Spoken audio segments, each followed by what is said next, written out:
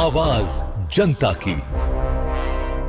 RJD के उस नेता को, आरजेडी की पार्टी को और महाठगबंधन को कहना चाहती हूं कि नरेंद्र मोदी ने ये मुमकिन कर दिखाया है कि बिहार की स्वावलंबी स्वाभिमानी महिला जो आर्थिक सशक्तिकरण के इस पथ पर चल पड़ी है वो ना रुकेगी, ना थमेगी, ना महाठगबंधन के सामने झुकेगी। बिहार की 1 करोड़ 30 लाख महिलाओं को रोजगार योजना के अंतर्गत 10,000 की राशि मिल चुकी है जो 2 लाख तक पहुंचाई जाए। आरजेडी को वाकई में लगता है कि बिहार की वो महिला जो जीविका के इस कार्यक्रम से जुड़कर लाभान्वित हो चुकी है, जो 2 लाख की राशि पाने वाली है, वो अपने इस सम्मानजनक राशि को छोड़कर आरजेडी का कोई भी झुंझुना अपनाएंगी। नमस्कार, आप देख रहे हैं न्यूज पीआर और मैं हूं आपके साथ ज्योति सिन्हा।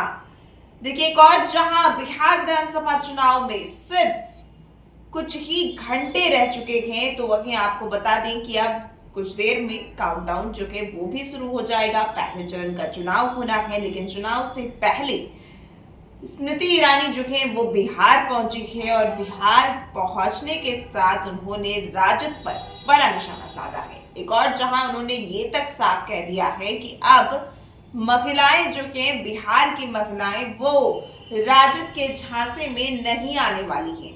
महिलाओं को अब पता है कि कैसे उन्हें आत्मनिर्भर बनना है। महिलाओं को अब पता है कि किस तरीके से आगे बढ़ना है। अब वो फिर से उसी डर के माहौल में नहीं जाने वाली। क्या कुछ कह रही है स्मृति ईरानी, सुनिए। नमस्कार। दर्द और दहशत के साए से बिहार की स्वाभिमानी महिलाओं को उभार कर आर्थिक उन्नति और समृद्धि के पथ पर ला चुकी है एनडीए की सरकार। आज भारतीय जनता पार्टी की एक महिला कार्यकर्ता होने के नाते मैं अभिनंदन करती हूं प्रधानमंत्री जी का, जिन्होंने जनधन योजना के माध्यम से बिहार की गरीब बहनों को देश की अर्थव्यवस्था और बैंकिंग और फाइनेंशियल इंस्टीट्यूशन से पहली बार जोड़ा। प्रधानमंत्री जी का संकल्प कि देश की तिजोरी से रुपया निकले तो सीधा गरीब के खाते तक पहुंचे,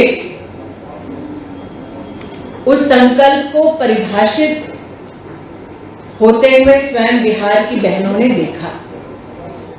और दूसरी ओर आरजेडी के नेता चुनाव आयोग को लिखित रूप से प्रस्ताव देते हैं कि महिला के आर्थिक सशक्तिकरण के इस प्रयास को रोका जाए और बिहार की महिला को इस आर्थिक सहयोग से वंचित किया जाए।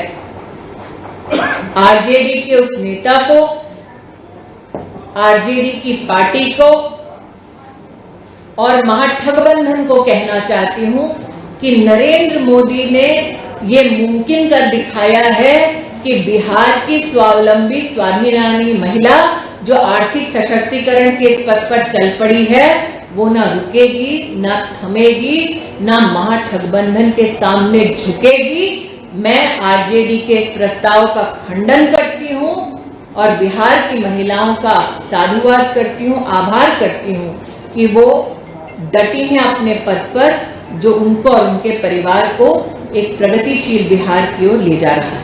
आपने शायद ही कभी देखा होगा कि सुबह सुबह प्रातः उठते ही उन्होंने कभी कोई बयान दिया हो। मुझे इस बात की सूचना मिली कि मेरी प्रेस कॉन्फ्रेंस की घोषणा करने के बाद कहीं ना कहीं आरजेडी के खेमा में ये चर्चा हुई होगी कि उनकी ओर से भी कोई घोषणा होनी चाहिए।